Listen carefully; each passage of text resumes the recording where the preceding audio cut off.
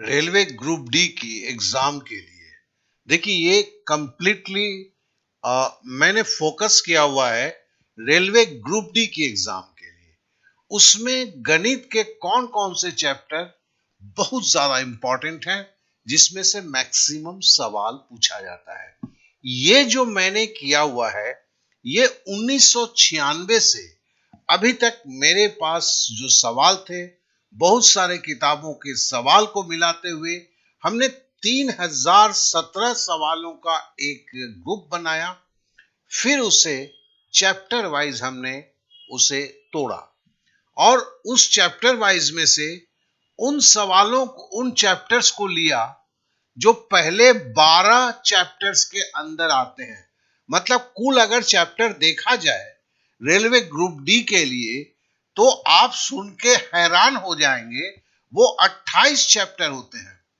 तो आज हम जो चर्चा करेंगे वो उन 12 चैप्टर की करेंगे जिस पर सर्वाधिक सवाल पूछे गए हैं। जो पहला जो चैप्टर है वो देखिए क्षेत्र नीति है। क्षेत्र नीति में 272 सवाल पूछे गए हैं और अगर सही पूछें तो हम इस पर कम ध्यान देते हैं और एग्जाम में इसका हमें नतीजा भुगतना पड़ता है। दूसरा जो आता है वो संख्या पद्धति है। संख्या पद्धति पर 229 सवाल। अच्छा, आप किसी से पूछ लेंगे कौन सा चैप्टर पहले पढ़ना चाहिए, लोग बोलेंगे संख्या पद्धति। लेकिन हकीकत को जब तलाश करते हैं तो देखते हैं कि जो है रिजल्ट उल्टा हो जाता है। क्षेत्र नीति पे 272 सवाल है पूछे गए हैं। मैं केवल ग्रुप डी की बात कर रहा हूं, बार बार मैं इस बात को कह रहा हूं। और संख्या पद्धति के 229 सवाल और लाभ हानि पे जो है 228 सवाल पूछे गए हैं। बट्टा या डिस्काउंट पे 62 सवाल पूछे गए। अगर इन दोनों को जोड़ देते हैं तो ये 290 सवाल हो जाते हैं। तो मतलब ये पहला नंबर आपका लाभ हानि और बट्टा हो जाएगा, दूसरा क्षेत्र मिति हो जाएगा, संख्या पद्धति तीसरा हो जाएगा। क्योंकि अगर हम लाभ हानि और बट्टा को एक साथ रख देते हैं। चौथा जो है वो प्रतिशत है। प्रतिशत पर 223 सवाल पूछे गए। पांचवा है सरलीकरण, जिसपे हम ज्यादा नजर नहीं देते, इस पे 204 सवाल पूछे गए हैं। छठा जो है वो है बीज गणित, जिसपे तो ध्यान ही नहीं देते हैं, डर के मारे उठाते तक नहीं है।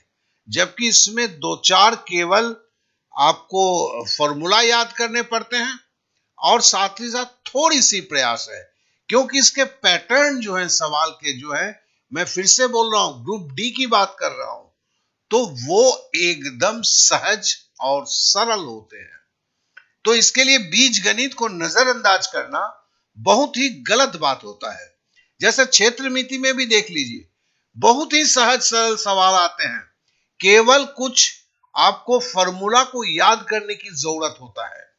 हम लोग फंसे रहते हैं लाभ और हानि, बट्टा में, प्रतिशत में। जरूरी है, लेकिन अगर एग्जाम के दृष्टिकोण से देखें तो हमें समझना है कि हम अगर चैप्टर में किस पे ज्यादा फोकस करेंगे, क्योंकि उसमें ज्यादा सवाल आएगा और इस पे जो है ज्यादा मैंने दिया हुआ है। पिछले एग्जाम को बहुत ज्यादा मैंने वेटेज देके इसे बनाया है। अब सातवें में आते हैं। सातवां जो है वो समय और कार्य है, जिस पर 133 सवाल पूछे गए। आठवां चैप्टर जो है वह है अनुपात और समानुपात, 132 सवाल। अब यहां पे एक बात और आता है, मिश्रण पे 88 सवाल पूछे गए हैं। अगर मैं अनुपात से जुड़ा ही मिश्रण होता है, लेकिन मैंने जानबूझ के कंबाइन नहीं किया, मैंने मिश्रण को अलग रखा हुआ है, क्या कि मिश्रण के सवाल थोड़े भारी भी होते हैं। तो अनुपात समानुपात के 132 सवाल आठवां मेरा हुआ। साधारण ब्याज पर 128 सवाल, जबकि चक्रवृद्धि ब्याज पर आपका पूछे गए हैं 52 सवाल। तो अगर ऐसे देखा जाए, अगर दोनों को आप ले लेते हैं तो 180 सवाल होता है। तो कहने का मतलब है कि मैंने 12 चैप्टर जो हैं, जो खाली उसी चैप्टर से पूछे गए उस पर ज्यादा फोकस किया है, क्योंकि ये जब हमारे हो जाएंगे तैयार, तब हम दूसरे चैप्टर्स पे ध्यान देंगे। ये एक सही स्ट्रेटेजी होता है। ऐसा नहीं कि सर ने जो पढ़ाना शुरू किया और हम भी वो शुरू हो गए। हमें तो वो करना है जो पूछे गए हैं, जिस पर बहुत ज्यादा हमें फोकस करना है। अब 10वां है समय और दूरी पर। इस पर 123 सवाल है। हाँ, इसके अंदर में मैंने रेल को ले लिया है, नाव को मैंने नहीं लिया हुआ है। नाव के जो है उसके भी 43 सवाल है, लेकिन नाव और धारा को मैंने अलग रखा हुआ है। अब 11 नंबर आता है औसत। इसके ऊपर 117 सवाल है। और 12 नंबर जो है ये सांख्यिकी तथा समकों की व्याख्या है। देखिए, ये पिछले 2 साल से इस पे सवाल बहुत ज्यादा आने लगे हैं, तो ये एक्चुअली 12वीं नंबर की नहीं है, लेकिन चूंकि इसके ऊपर सवाल अब ज्यादा आने लगे हैं, तो इसे तो एक स्पेशल कैटेगरी में रखना होगा। तो मेरे सामने अब ये 12 चैप्टर आ गए। क्षेत्रमिति, संख्या पद्धति, लाभ और हानि, प्रतिशत, सरलीकरण, बीजगणित, समय और कार्य, अनुपात और समानुपात, साधारण ब्याज, समय और दूरी, औसत 117, औसत, सांख्यिकी और समकों की व्याख्या। अब कुल सवाल जो थे 3017 सवाल थे, और यहां पर हमने जो लिखा ये 12 चैप्टर में 2061 सवाल है। तो करीब करीब 70%, 68.13 करीब आता, 31 करीब आता है। तो हमने 68% लिखा, या बोल सकते हैं 70%। 70% सवाल जो है इसी आपके ग्रुप डी के जो पूछे गए, फिर से दोहराता हूं, केवल ग्रुप डी के नजरिए से इसको बनाया गया है। और इसकी सवालों को मैंने 1996 से पिछले साल जो किया है उस तक लिया हुआ है। तो नेचुरली ये एक अपने आप में आपके तैयारी की सही स्ट्रेटेजी ये होता है।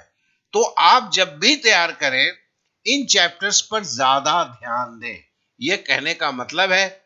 और मैं चूंकि ये एग्जाम मेरे हिसाब से दिसंबर के आखिरी सप्ताह या जनवरी में शुरू होने वाला है, तो मैं इस 12 चैप्टर पर हर एक दिन के बाद मैं इसमें भी जो इंपॉर्टेंट सवाल है उनको करके दूंगा, और साथ ही साथ वेब पेज को दूंगा जिसमें और भी सवाल आपको मिलेंगे जिसकी आप तैयारी कर सके। तो एक सही शुरुआत, एक सही तरीके से करने की बातें हम यहां कर रहे हैं। तो आशा करता हूं कि ये छोटी सी वीडियो आपको काफी ज्यादा सही लगा होगा, और अगर सही लगे तो जरूर क्या कहते हैं, सब्सक्राइब करेंगे, बेल बटन को दबाएंगे और मेरे साथ बने रहेंगे। तो आशा करता हूं कि गणित में अगर आपकी ग्रुप डी की परीक्षा के लिए थोड़ा आप चिंतित हैं, तो उस चिंता को मैं कोशिश करूंगा कि ज्यादा से ज्यादा कम किया जा सके। बहुत बहुत धन्यवाद, बहुत बहुत धन्यवाद।